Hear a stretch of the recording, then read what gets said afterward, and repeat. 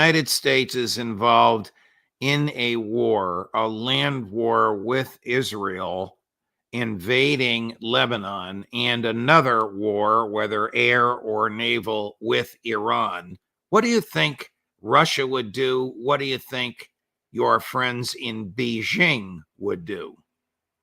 Well, I think that the Russians, for sure, will go to great lengths to help the Iranians indirectly. I find it hard to imagine that the Russians would come in uh, to the fight on the side of the Iranians directly, in large part because they are deeply involved in Ukraine, and the last thing they need is another war. Furthermore, the Iranians will be able to handle themselves. There's nothing the Americans and the Israelis can do that threatens the survival of Iran. They may, launch a massive air attack against Iran's nuclear facilities and some other military installations. But at the end of the day, Iran is going to be left standing, and Iran will have the capability to rebuild those lost installations. And as far as the nuclear weapons are concerned, build nuclear weapons if it wants to.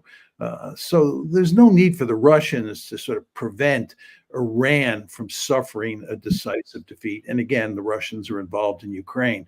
So I think they'll stay out, but they'll give the Iranians lots of equipment and do everything they can to help the Iranians stymie the Israelis and the Americans. And will the Chinese just look at this, or will they do something like maybe move on to Taiwan, knowing that we couldn't possibly fight three wars at once?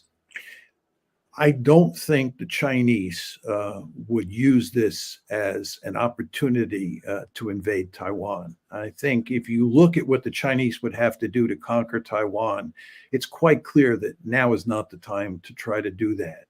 The military problems associated with that operation are just too great. I think they may cause trouble. They may try to cause trouble in the South China Sea.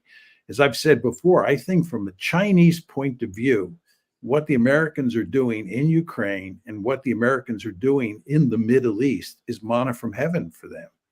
They should just hope, the Chinese that is, that the conflict in the Middle East goes on forever and ever, and that the Americans keep all those naval assets that they now have deployed in the Mediterranean and in the Red Sea in place. Because as long as they're in the Red Sea and in the Mediterranean, they're not out in East Asia trying to contain the Chinese. So this is all good news for the Chinese. Earlier this week, and even continuing into today, the